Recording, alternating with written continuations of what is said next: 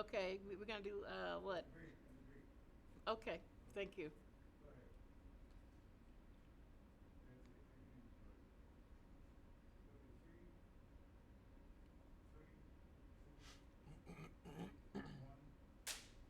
Welcome to the Books of the Month show. I am your host, Dr. Marilyn Toddman, filling in for Dr. Larry Carnes. Today is going to be an exciting episode of this show today. I have with me an amazing, I'm talking about amazing, a brilliant leader, a brilliant man who has established a and great organization, who is a publisher of a book called Prophecy Before Vision. Good morning. Thank you. Thank you for Thank inviting you me. for coming on the show. Thank you. Yes, I definitely see you as a man of establishment, and see you as an author. See you as a leader, and fill in the blank here, because I think this is an amazing book. I think it's going to really go many, many places and in many boardrooms and seminars. And let's get into this book. Let our audience know who you are, brilliant man, I might say, who you are and how you came about publishing and authoring this book, sir. Okay, thank you. And thank you for this opportunity to talk to your audience. So, I grew up on a family farm in central Illinois. Um, my wife and I will be celebrating our 50th anniversary next year. Congratulations. Thank you. 4 daughters. And I actually became an author to articulate my company that I founded. And the mission of the company is to invert the global wealth inequality pyramid. Okay, tell us a little bit about your company. Sure. The company is a family-owned business. uh, I found that a family-owned business is best at these. It's not a philanthropic effort, but I'll share with you the story of how we came to found the family company, if that's all right. So, my wife and 2 of our daughters were sitting discussing on an evening how we could help aging out foster care children. I don't know if you're familiar with aging out. Foster care, the term comes from when children become 18 or 21, depending on the jurisdiction they're in, and then they're no longer able to stay in foster care. And the statistics of aging out foster care children, and I talk about it in book 2, and we'll talk about that later a little bit. Basically, 23,000 children age out of foster care every year, and I'm paraphrasing. 23,000 every year. Within 6 months, a third will be dead or addicted. Wow. Another 20% of the girls will be pregnant with nowhere to go. The average income of that class over their lifetime will be $7,500 a year. Oh my goodness. So, ever the businessman, right? I looked for a business opportunity, and I scratched down. I said, well, if we could recruit every one of those every year and help them earn an income of, let's say, $50,000 a year, that's a revenue stream of $1.15 billion per year, Brilliant. with a new recruiting class every year. So we said, it's a business. And we all agreed that we would form a company that became JM Prophecies Corporation. I named it after my book. And the mission is to invert the global wealth inequality pyramid, and we all agreed that our target markets would only be people that have nothing. They have no job, they have no money, they have no hope, they have nowhere to go. Those are our target markets, and that's how we founded the company. And we have found that the difference when you start seeing the bottom of the wealth inequality pyramid, and by the way, the bottom half of the nation owns a whopping 1.2% of the wealth. So half the people only own 1% of the wealth. When you start looking at those people in our society as target markets and not drains on society, it opens up.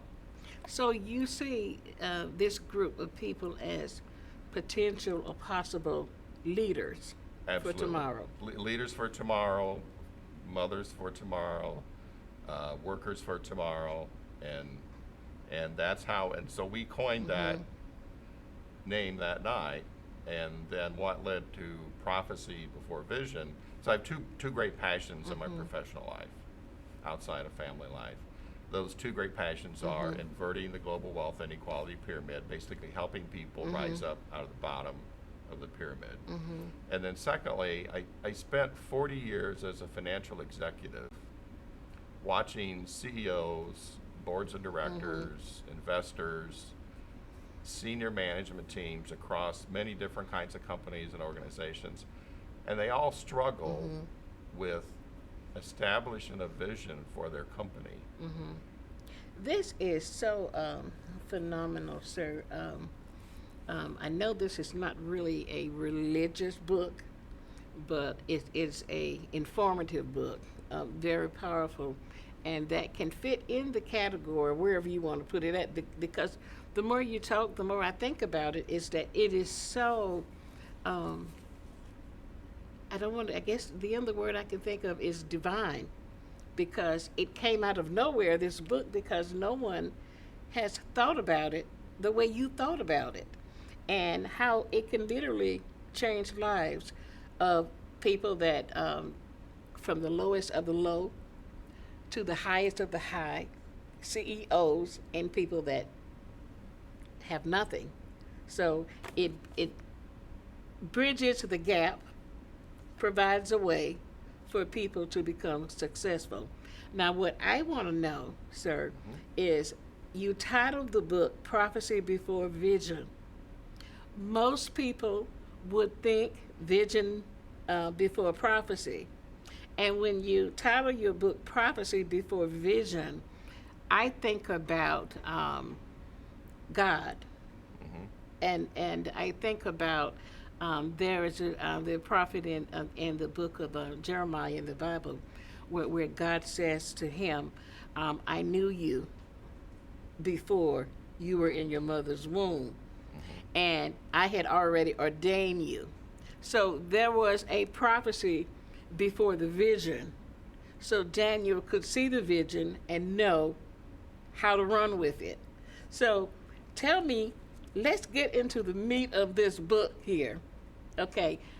But first of all, tell me how it all began when this light bulb, and I mean a light bulb, just came on in your head and allowed you to be able to publish this book. How did it begin?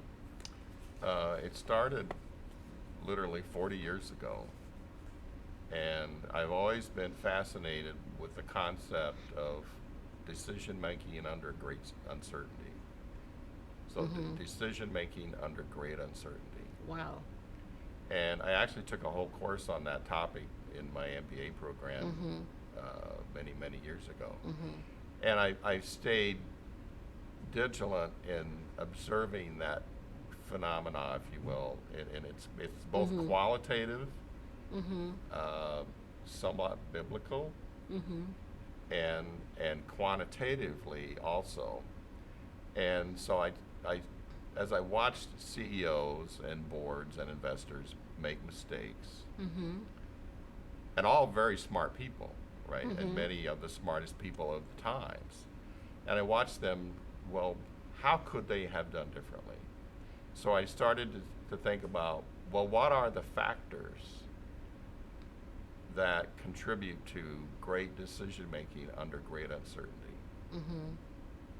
And I started to focus on, well, there are three things, or three groups of events, if you will, that really shape what I call prophecy. And if you study these three things and analyze them over time, both qualitatively and quantitatively, you can become basically your own prophet. And as you suggest, it doesn't matter where you are on the wealth pyramid ladder. CEOs can use this to make decisions for their organizations. NGOs can use it. Governments can use it. You and I individually can use these thoughts. So it's Why did you come up with the wording on it, prophecy and prophet? How, and you're saying that anybody can become their own prophet yes, and run their organization yes, smoothly and successfully. yes. Okay. Tell me why you chose the word prophet. Tell me about that, or prophecy. Nothing happens spontaneously. Nothing in the world, except for possibly God and the Big Bang, might be the exceptions, or are the exceptions. Everything else, nothing else happens spontaneously. Every event that's ever happened, every event that's ever happened in the past, every event that's happening now, every event that will ever happen in the future, is based on a series of chains of events that took place. Some of them only recently connected, some of them connected over decades, even centuries. And I do use the terms, what I call in my readings, as you get to know me as an author, I use the term a higher power, and I really mean God. But I use the term more broadly as a higher power too, because as you know, different societies have different beliefs. And then what I call the Hall of Souls. And the Hall of Souls are our family ancestors, and the belief in a spiritual world, and the belief that there is a spiritual world, and it exists. God is real. A spiritual world is real. And my family and I have observed over time, since we have the mission of helping people and inverting the wealth inequality pyramid, we've actually observed that if we help people, signs are given to us. And they're the old cliche, signs are everywhere. Yes. If you are good to people, and but more importantly, if you help people be successful, the Hall of Souls will give you signs. And if you learn to understand that concept and learn to see the signs when they are there, and they are there, and follow them, then that will help you be successful. But I digress. So why prophecy? There is no other word. It is a prophet, and you're prophesizing about the future. Another term could be forecast, but that doesn't do it justice. But that prophecy takes it. How can I say that? It takes it and brings it into a spiritual placement, because whatever happens in the natural, it has to happen in the spirit first.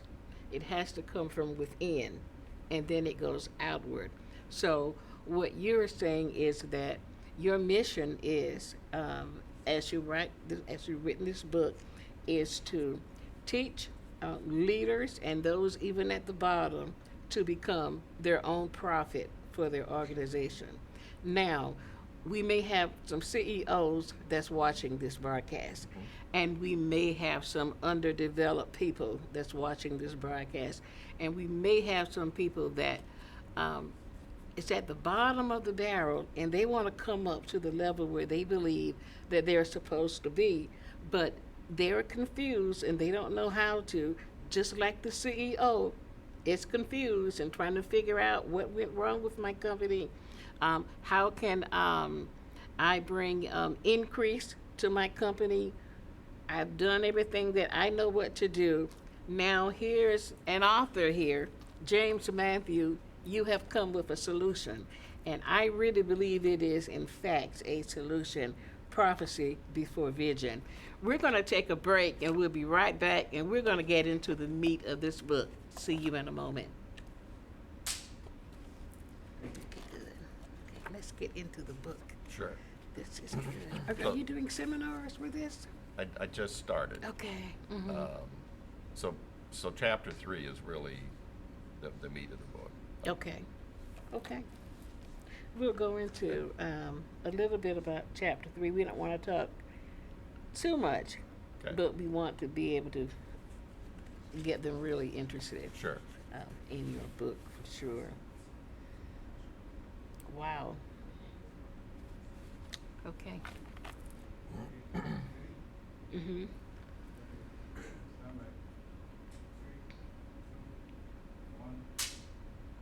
Every leader in corporate and religious institutions, educational, even government, wherever, every leader need to get a copy of this book, and we're going to tell you why.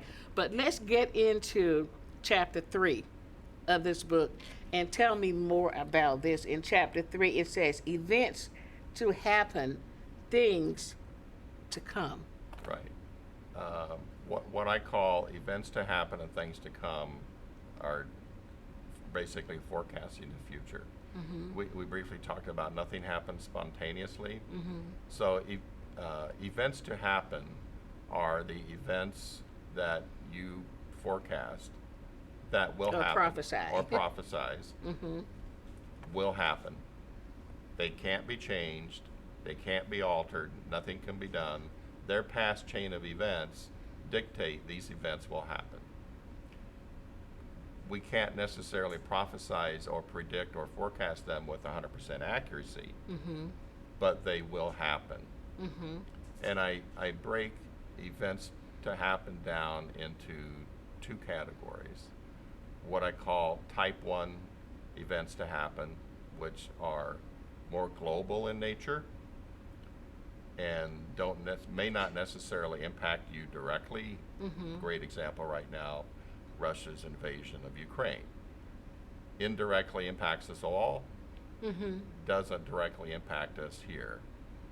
And then secondly, type 2 events to happen are more local or regional or industry specific things that will impact us more directly as individuals.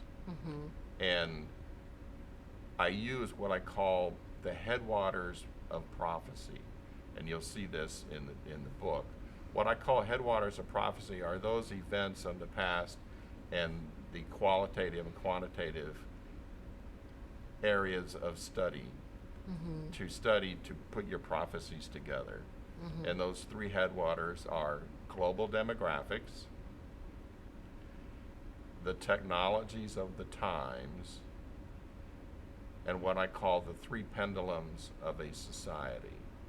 So those 3 areas of study and analysis are what you as a CEO or you as an individual in your life need to think about and study.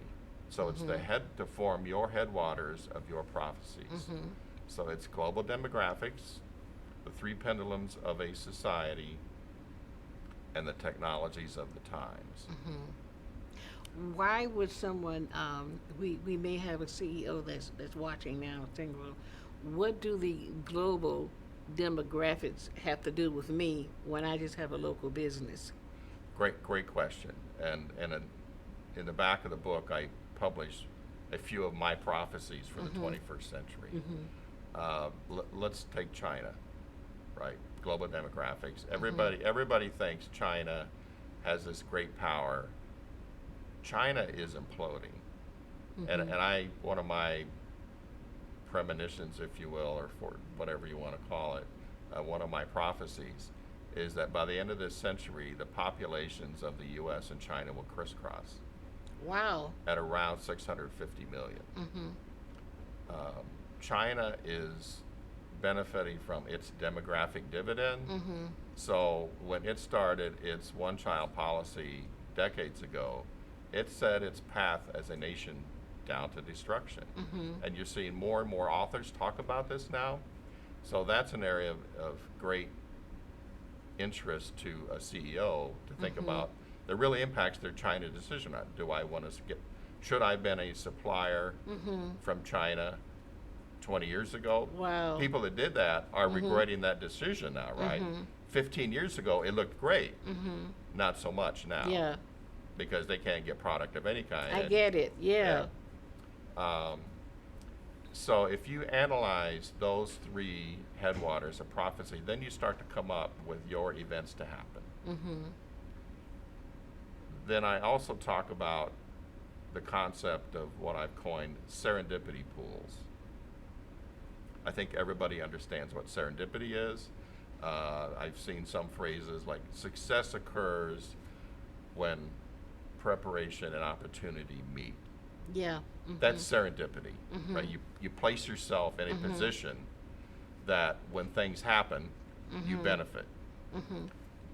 Basically, that's the concept for what I call serendipity pools. The areas are bets, if you will. I have a whole chapter on what I call prophecy poker, and I say because I use poker as a way to establish understanding for decision making under uncertainty, because it's classic probability analysis. I think as you're starting to see here, it's part qualitative, part quantitative. The qualitative is almost biblical, if you will, and the quantitative is really scientific analysis. So is it important, kind of flipping back and forth now, is it important for the prophet, we're going to call the CEO, and those that want to get to that place, the prophet, is it important for the prophet to be able to release all of his vision to his group organization? That's a great question. My answer is yes. And what I've observed is once you come up with your prophecies or your predictions, vision comes easy. That's why I say it's prophecy before vision. And I say and I preach that once the CEO has that group of events that they believe will happen, especially the type 2 events that are going to impact their organization, you establish serendipity pools to what I call meet those, to where you want to be to meet those type 2 events. And then you mentioned it when we first started, and now let's talk about it a little more, the concept of things to come. So it's events to happen, things to come. Events to happen cannot be changed. They will happen, they cannot be changed, they cannot be altered. Things to come are events that will happen in the future, but we still have time to change the outcome, depending on what we do today and in the future, and make decisions today and in the future. So when you establish your serendipity pools, and I use the example of the Greeks and the Thermopylae Pass in 480 BC, I think everybody kind of knows that story. You pick where you want to confront those type 2 events and the things to come, and make your decisions in those serendipity pools of things to come.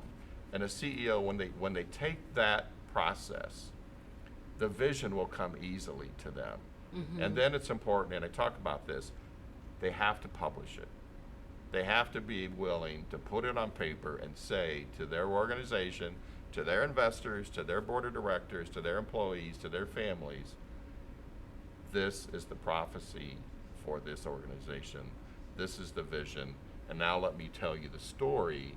And they have to become their own best storyteller of what those prophecies are, why they publish them. And then the last part of what I call then decision making under uncertainty process, then they have to ask their boards of directors, their management teams, their people, to make their own predictions, their own prophecies, their own list of events to happen and things to come. And they talk about it. Obviously they're not going to be the same, right? They're not. And nobody will predict with 100% certainty, but you can start to see, well, yes, I really believe that you're correct on this demographic, so that should change this market, but on this one, I entirely disagree.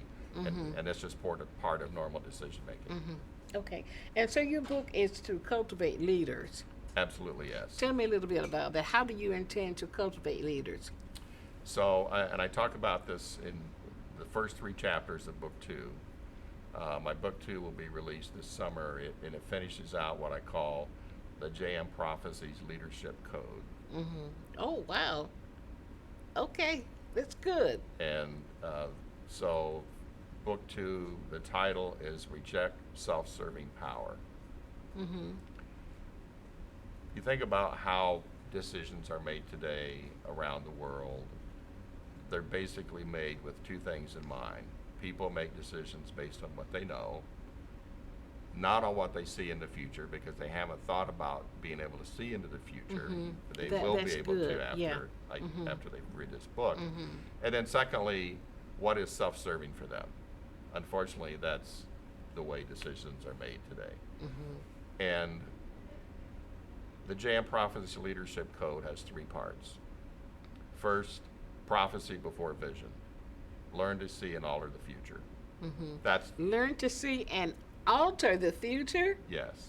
Someone say, well, how can I alter the future? What is to be is to be. How do I alter the future Okay, from an organization? Sure. So remember, two issues. Events to happen, you can't change those. You can position yourself to dodge them or not, right, in your serendipity pools. But also the things to come. Things to come are events that will happen, but they can still be altered. They can still be changed. The war in Ukraine, it will have an outcome. I think Ukraine will win. Obviously, Mr. Putin doesn't believe that. So you can learn to alter the future if you select your things to come, those events that will happen that are close to you, your industry, your family, Beautiful. and then make the decisions that will alter their future rather than just living by inertia and allowing things to happen and run over you. Right. So we have with the prophecy before vision, we do have the wisdom that we need to allow our organization to become a success. Yes. Regardless, whatever is in the in-between, we'll know how to handle and we'll know how to manage it. Right. So that's step 1 of the JM Prophets Leadership Code is learn to see and change and alter the future.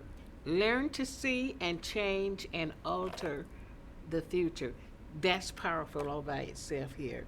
I encourage you to get a copy of this book. If you are a CEO, if you are a leader in any type of organization, and even get a copy for your teenager, for your children, and let them be able to read this book to be successful in their future.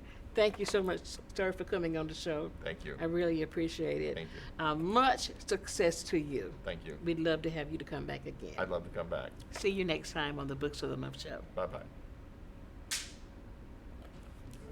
That was cool. This is It's real. It's real.